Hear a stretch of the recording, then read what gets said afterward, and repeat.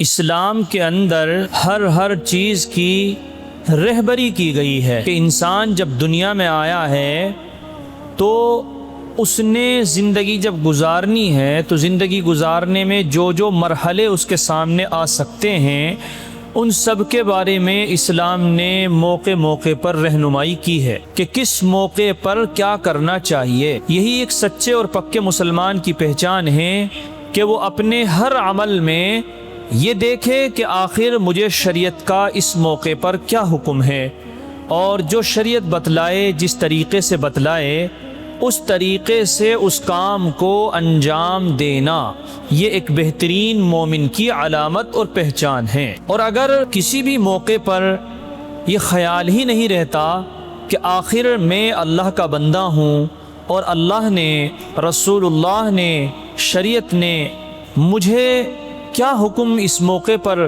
کرنے کا دیا ہے، اگر اس کا خیال نہیں رہتا ہے تو پھر ہمیں ایک سچا پکا مسلمان کہلانے کا حق نہیں ہے۔ دنیا کے اندر بھی فرما بردار اولاد، فرما بردار نوکر، فرما بردار شخص اور فرما بردار بیوی اور فرما بردار ملازم وہی ہوتے ہیں کہ جو ذمہ دار کی بات کو مان کر چلتے ہیں۔ اگر ایک چھوٹے سے گھر کے اندر بھی فرما برداری نہ کی جائے اور گھر کے اندر گھر میں رہنے والی بیوی، گھر میں رہنے والے بچے اپنی منمانی کے مطابق زندگی گزارنا شروع کر دیں تو پھر وہ گھر درم برم ہو جاتا ہے اور اس گھر کی اولاد نافرمان اولاد کہلاتی ہیں اور اس گھر کا کوئی وجود نہیں بن پاتا ہے۔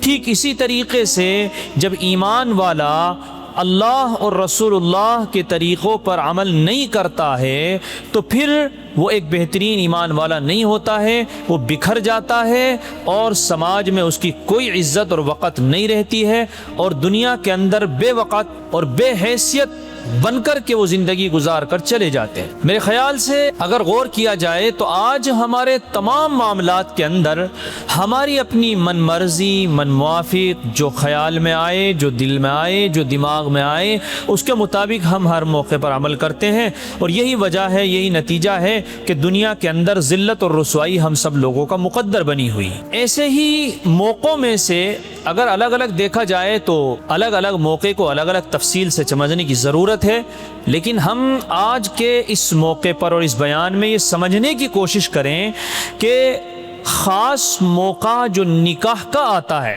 آج کل یہ نکاح وغیرہ بھی بہت چل رہے ہیں نا، تو نکاح کے موقع پر بھی بہت سارے الگ الگ معاملات ہیں۔ رسول اللہ صلی اللہ علیہ وسلم کی تعلیمات اور شریعت تو ہمیں یہ بتلاتی ہے کہ نکاح کر لیا جائے، لڑکی کو گھر لایا جائے اور ولیمہ کر دیا جائے اپنی حیثیت کے مطابق، اتنا ہوتا ہے نکاح۔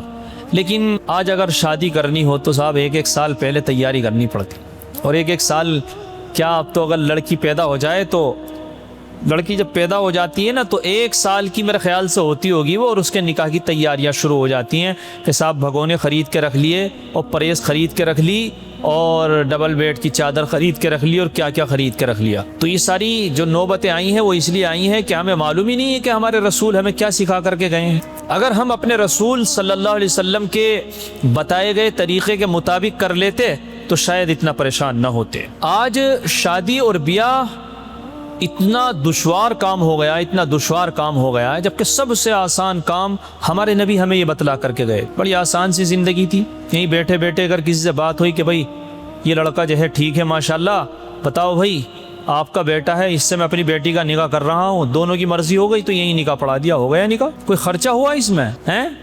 اب تو جب تک جو ہے پٹاخے نہ پٹکائے تو نکاح مکمل نہیں ہو رہا ہے، اور جب تک عورتیں بے پردہ نہ گھومیں، لباس نہ پہنے تو اللہ محفوظ فرمائے وہ نکاح ادھورا لگتا ہے۔ عجیب صورتحال ہو گئی ہے، سب ہمارے بنائے ہوئے ہیں، سب ہمارے گھڑے ہوئے طریقے ہیں، یہ رسول اللہ صلی اللہ علیہ وسلم کے طریقے نہیں ہیں۔ یہی وجہ ہے کہ ہم سب لوگ پریشان ہیں، اور جب سماج کے اندر بگاڑ بری طریقے سے آ جائے، ہر ایک گھر میں پہنچ جائے، تو بیچارہ اکا دکا آدمی کھڑا ہو کر کے اگر اس سماج کے خلاف کھڑا ہونا بھی چاہے، کرنا بھی چاہے، تو بڑی قربانی اس کو دینی پڑتی ہے، مگر صاحب اس کو تانے بھی بڑے سخت سننے کو ملتے ہیں۔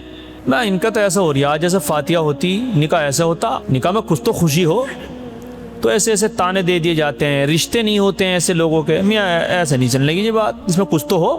تو اگر ایسے موقع پر کوئی بیچارہ سنت کے مطابق عمل کرنے کے لیے کھڑا بھی ہو جائے تو یہ سمجھ لیجئے کہ اس کو پاگل اور بیوقوف سمجھا جاتا ہے۔ تو میرے بھائی بڑی عجیب صورتحال ہے کہ ہم لوگوں نے نکاح کو بڑا مشکل بنا دیا ہے، اور ایک ابھی بڑے سنجیدہ قسم کے آدمی کہہ رہے تھے بات غلط ہے یا صحیح وہ ایک الگ بات ہے، اگر تھوڑی توجہ کے ساتھ اور گہرائی کے ساتھ دیکھی جائے تو بات صحیح نظر آتی ہے، بات صحیح نظر آتی ہے۔ وہ کہہ رہے تھے کہ آج کے دور میں سنیما ہال میں بیٹھنا اتنا بڑا گناہ نہیں ہے جتنا شادیوں میں شریک ہونا گناہ۔ تو سننے میں تو بڑی عجیب سی بات لگتی ہے، کیونکہ سنیما ہال کا تصور ہمارے ذہن میں یہ بیٹھا ہوا نا کہ وہ تو بہت بڑے گناہ کی جگہ ہے۔ بھائی گناہ کی جگہ کیوں ہے؟ کہ وہاں پردے پر آپ فلم دیکھتے ہیں، غیر محرم لڑکی اور لڑکے جو ہے ملتے ہوئے نظر آتے ہیں، اور ایک دو لڑکیاں نظر آتی ہیں فلم میں ناچتی ہوئی نظر آتی ہیں، یہ گناہ ہے نا، اسی وجہ سے جانا منع ہے۔ اور ہماری شادیوں کے اندر کتنی لڑکیاں ناچ رہی ہیں۔ میں کہہ رہا ہوں کہ ان کی بات سننے میں تو بڑی عجیب سی لگی کہ یار یہ کیا بات کہہ رہے ہیں، لیکن جب گہرائی سے اس پر غور کیا تو معلوم یہی ہوتا ہے کہ سنیما ہال میں بیٹھنا گناہ ہے، لیکن اگر ان دونوں گناہوں کو آپس میں رکھا جائے تو معلوم ہوتا ہے کہ آج کل کی شادیوں میں شریک ہونا زیادہ بڑا گناہ۔ اللہ اکبر، کیا یہ ایمان والے اس نتیجے پر آ گئے؟ ایک دو تھوڑا ہی، اگر 100-200 عورتیں شامل ہو رہی ہیں تو 100-200 عورتوں میں 2 عورتیں پردے والی ہوں گی اور 198 بس ایسے ہی ہے، سب آگ ملا رہی ہیں سب ایک دوسرے سے۔ تو یہاں تو اللہ کی رحمت کی جگہ گناہوں کے اثرات جو یہاں اتر رہے ہیں، اللہ کی جو لعنت یہاں پر اتر رہی ہے، تو سنیما ہال کے اندر تو ایک ہی 2 عورتیں تھیں، وہ بھی پردے پہ تھی، اور یہاں تو ایک دم سامنے موجود ہیں۔ تو بات جب گہرائی سے ان کی سوچی گئی تو سمجھ میں آئی کہ بات تو صحیح کہہ رہے ہیں۔ تو یہ ہماری شادیوں کا حال ہے۔ بہرحال یہ ساری تو خرافاتیں ہیں، لیکن ہمیں جو اصل بات کرنی ہے وہ بات یہ کرنی ہے کہ نکاح کے موقع پر ولیمہ کرنا، نکاح کے موقع پر ولیمہ کرنا یہ سنت ہے۔ جناب محمد الرسول اللہ صلی اللہ علیہ وسلم نے اس پہ تھوڑا زور دے کر کہا تھا کہ بھائی ولیمہ کر لینا۔ ایک صحابی سے کہا تھا کہ نکاح تو آپ کا ہو گیا ہے، ولیمہ کر لینا، اگرچہ ایک بکری کیوں نہ ہو، اگر چھوٹا موٹا ہی ولیمہ کرنا پڑے تو وہ بھی کر لینا۔ دیکھیے جناب محمد الرسول اللہ صلی اللہ علیہ وسلم سے ولیمے الگ الگ طریقے سے ثابت ہیں۔ ایک ولیمہ سفر کے دوران ہوا، اور اس ولیمے میں آپ صلی اللہ علیہ وسلم نے اچھا انتظام کیا، گوشت وغیرہ کا انتظام کیا گیا، صحابہ اکرام نے بڑی تعداد میں شرکت کی، اور بڑی تعداد بھی میرے خیال سے 100 200 400 500 رہی ہوگی۔ تو اس ولیمے کو بڑا کہا گیا، اور وہ ولیمہ بڑا ہوا بھی کہاں؟ شہر کے اندر نہیں، سفر میں کہیں جا رہے تھے، سفر میں ہی ولیمہ ہوا۔ اس کے علاوہ حضرت عائشہ، حضرت ام سلمہ وغیرہ وغیرہ، حضرت صفیہ رضی اللہ تعالی عنہ، ان لوگوں کے بھی جو ولیمے ہوئے تو وہ انتہائی درجے سادگی کے ساتھ ہوئے۔ آپ صلی اللہ علیہ وسلم نے کھجور منگائی، پنیر منگایا، دیسی گھی منگایا، اسو ملا کر کے ایک چیز بنائی گئی، اور وہ ولیمے میں نوش کر لو بھائی جو بھی ہے۔ تو اکثر ولیمے حضور صلی اللہ علیہ وسلم کے سادگی کے ساتھ ہوئے ہیں۔ ایک ولیمہ ہوا ہے وہ بھی سفر میں ہوا ہے، اور سفر میں اچھا ہوا ہے۔ جیسے ولیمے ہمارے ہو رہے ہیں ایسا ولیمہ نہیں ہوا۔ ولیمہ کرنا سنت ہے، اور خلاصہ یہ لکھا ہے کہ اپنی حیثیت کے مطابق کرنا چاہیے۔ لیکن آج کے دور میں اگر جب ہم لوگوں سے کہتے ہیں کہ بھائی یہ اتنے تکڑے تکڑے ولیمے کیوں ہو رہے ہیں، کہ بھائی حضور صلی اللہ علیہ وسلم نے اپنی حیثیت کے مطابق کیے ہیں تو ہم بھی کر رہے ہیں، تو یہ بات تو بالکل درست ہے کہ حضور صلی اللہ علیہ وسلم نے حیثیت کے مطابق کرنے کی طرف تلقین کی ہے اور کرنا چاہیے، لیکن یہ پورے طریقے سے نہیں سمجھا گیا ہے۔ حضور صلی اللہ علیہ وسلم کے ولیمے میں نام اور دکھاوا بالکل نہیں تھا۔ سفر میں کون دیکھنے کے لیے آ رہا تھا بھائی؟ جو بڑا ولیمہ حضور صلی اللہ علیہ وسلم کا ہوا ہے وہ سفر میں ہوا ہے، اور بڑا بھی 200 400 500 لوگ شریک ہو گئے ہوں گے۔ ہمارا بڑا ولیمہ 2000 3000 لوگوں تک پہنچتا ہوگا، یہ بڑا ولیمہ ہوتا ہے۔ 2000 3000 لوگ، چلو بھائی رابطے ضابطے ہوتے ہیں، کوئی حرج کی بات نہیں، کرو 2000 4000 5000 10,000 کا ولیمہ آپ کرو، آپ کو اللہ نے دیا ہے۔ لیکن اگر بڑا ولیمہ کرتے وقت اپنے دل کو جھانک کر کے آپ دیکھیں کہ کیا میں یہ بڑا ولیمہ اس لیے کر رہا ہوں کہ میرے نبی نے یہ کہا ہے کہ اپنی حیثیت کے مطابق جیسی اللہ نے تمہیں گنجائش دی ہے ویسا ولیمہ کرو، میں اس نبی کے فرمان پر عمل کر رہا ہوں، یا میں یہ چاہ رہا ہوں کہ دیکھو ذرا تھوڑا سا میری بات بنے گی کہ یار ولیمہ بڑا اچھا دیا بھائی۔ تو بھائی میں تو یہ سمجھتا ہوں کہ میں اگر غور کروں گا اپنے بارے میں تو اسی نتیجے پہ پہنچوں گا کہ نبی صلی اللہ علیہ وسلم کی سنت کی تو آڑ لے رہا ہوں، اس کے پیچھے مجھے اپنا نام ہی کرنا مقصود ہے۔ ارے سننے بھائی، توجہ دے رہے ہیں؟ تو یہ بڑے بڑے ولیمے جو ہم لوگ کر رہے ہیں نا، اس کا کوئی فائدہ نہیں سوائے اپنا نام کرنے کے، اس کے علاوہ اور کچھ نہیں ہے۔ جبکہ ایک ولیمہ بڑا، وہ بھی سفر میں، اس کے علاوہ جتنے ولیمے ہوئے حضور صلی اللہ علیہ وسلم کے تو بڑے مختصر سے، اگر یہ چند لوگ حاضر ہیں تو ان چند لوگوں کو کھلا دیا، وہ بھی مختصر سا کھانا کھلا دیا۔ تو آج ہمارے ولیمے جناب محمد الرسول اللہ صلی اللہ علیہ وسلم کے طریقے کے مطابق نہیں ہے۔ اور میرے بھائی ایک بڑی خالص اور صاف ستھری بات میں آپ کو بتاؤں، یار 3-3 ہزار 5-5 ہزار لوگوں کو ہم ولیمہ کھلا رہے ہیں، اور ہم یہ دیکھیں کہ جب ہمارے اوپر کوئی پریشانی آ جاتی ہے، ہمارے گھر کے کسی بندے کو کوئی ہاسپٹل میں ایڈمٹ ہونا پڑ جائے، اللہ نہ کرے، اور یہ کسی کے ساتھ کوئی حادثہ ہو جائے، تو وہ 3-4 ہزار لوگ کہاں چلے جاتے ہیں؟ یار اگر بلڈ کو مانگنے کی ضرورت پڑے نا تو ہمیں اعلان ڈالنے پڑتے ہیں کہ بھائی کہیں بلڈ مل جائے گا کیا کسی کا؟ تو وہ 3,000 لوگوں کو جن کو ولیمہ بھر کے کھلایا تھا وہ کس کام کے تھے؟ سمجھ رہے ہیں آپ؟ یہ کڑوی سچائی ہے کہ پریشانی جب ہمارے اوپر آتی ہے تو وہی ہمارے 2-4-5 لوگ یا رشتہ دار یا دوست احباب، اور ہم ولیمے کھلا رہے ہیں 10-10 ہزار لوگوں کو۔ تو اس ولیمے کے اندر بھی جو ہے نا ناموری، دکھاوا، یہ سب ہے، اور پیسے کا ضیاع ہو رہا ہے۔ اور دوسری بات، حضور صلی اللہ علیہ وسلم کی اگر مثال دیتے ہیں کہ حضور صلی اللہ علیہ وسلم نے بڑے ولیمہ بھی کیا، تو حضور صلی اللہ علیہ وسلم کے ولیمے میں بے پردگی کا تو مطلب ہی نہیں تھا۔ ہمارے ولیمے بڑے ہو رہے ہیں، بے پردگیوں کے ساتھ ہو رہے ہیں، حرام طریقے سے ہو رہے ہیں، گناہوں کے اڈے بنے ہوئے ہیں۔ کم سے کم اتنا تو ہونا چاہیے بھائی، مختصر کرو۔ اور آج کل نہیں تو بڑا پہلے سے چلا ہوا آ رہا ہے کہ صاحب برادری کی روٹی ضرور دینی ہے۔ کیا ہے یہ برادری کی روٹی؟ یہ برادری کی روٹی سنت کے مطابق انسان دیتا ہے، برادری میں میرا نام ہو جائے، یہ سیدھا مقصد ہے۔ اب اس کے علاوہ چاہے کوئی بھی سنت ڈھونڈتا رہے، ہے ہی نہیں، صاف سی بات۔ تو میں ان چیزوں کو یہ نہیں کہہ رہا ہوں کہ بھائی آپ نے بند لگانا ہے، میں تو یہ کہہ رہا ہوں غور کرنا ہے، فکر کرنی ہے اس پہ۔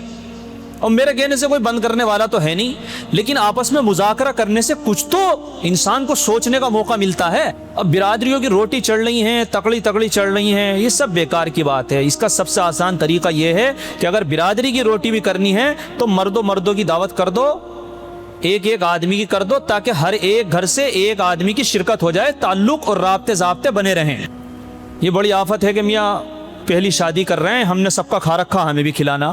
ارے تو بھائی ہم نے اس لیے کھایا تھا کہ یار ہم بھی تمہیں بلائیں گے۔ اگر تم ہماری دعوت اس لیے کر رہے ہو کہ کل کو مفتی صاحب کے یہاں کوئی شادی ہوگی تو یہ بھی ہمیں بلائیں، تو یار یہ کیسا ولیمہ ہوا بھائی؟ تمہیں بلانا ہے تو بلا لو، اس شرط میں مت بلاؤ کہ ہم بھی بلائیں گے۔ تو یہ ساری باتیں ہمارے سماج میں بلا وجہ کی ویسی چل رہی ہیں۔ اور میرے بھائی اگر ہم اس کو سوچ لیں، جو ایک سوچ اس طرح کی فکریں کرتے ہوئے ہمیں جکڑتی ہے، وہ یہ ہے کہ بھائی یار لوگ کیا کہیں گے۔ ارے جو کہہ رہے ہیں کہنے دو بھائی، تم آج بہترین طریقے سے، شاندار طریقے سے ولیمہ کھلا دو، اور اس کے اندر بنوا دو 10 آئٹم، اور اس میں ایک ہدیے کا پیکٹ بھی دے دو۔ لوگ تمہارا ولیمہ کھائیں گے، ایک ہدیے کا پیکٹ لے جائیں گے، کل کو تم سے اچھا والا کوئی کر دے تو تمہارا ختم، اس کو بھول جائیں گے، اگلے والے کو یاد رکھیں گے۔ کوئی کسی کو یاد نہیں رکھ رہا ہے، تو کیوں پیسہ اتنا ضائع کر رہے ہو بھائی؟ اس سے اچھا تو یہ ہے کہ گولڈ وغیرہ خرید لو، اپنے بچوں کو دے دو، ان کے آگے کو کام آ جائے گا۔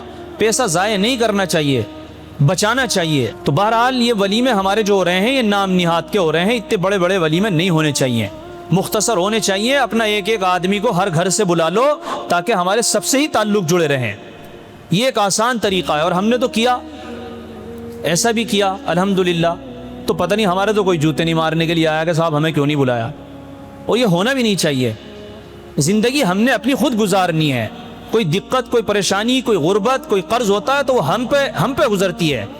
سب لوگ آ کر کے جو ہے شرکت نہیں کرتے ہیں، اور کچھ لوگ بڑا ولیمہ اس لیے بھی کرتے ہیں کہ جتنا بڑا ولیمہ کریں گے اتنے زیادہ لفافے آئیں گے۔ تو یہ لفافہ لینے کا عمل بھی غلط ہے۔ اس کو میں نے پہلے بھی سمجھایا تھا، اسے کسی اور موقع پہ سمجھائیں گے۔ دوسری ایک اہم بات یہ ہے کہ عورتیں ولیمے میں جاتی ہیں، اور عورتیں ولیمے میں جانے کے بعد آج کل، پہلے تو یہ ہوتا تھا، دیکھو ہم اپنی بات بتائیں، بچپن میں بھی پنیاں لے کر جایا کرتے تھے، اڑد چاول بن رہے تو پنیوں میں بھر لایا کرتے تھے، چھوٹے بچے تھے یار، پہلے ایسے چلتا تھا۔ وہ دروازہ بند ہو گیا، سب جا رہے ہیں، تو اپنا جو اڑد چاول بچے وہ پنی میں ڈال کے گھر لے آئے، لو میں بھر کے لے کے آیا ہوں۔ آج کل یہ طریقہ، سارا زمانہ اپڈیٹ ہو گیا نا، تو آج کل عورتیں جو اس کو بھر کے لا رہی ہیں، شاندار والے پرس میں بھر کے لا رہی ہیں، مجھے کئی لوگوں نے بتایا۔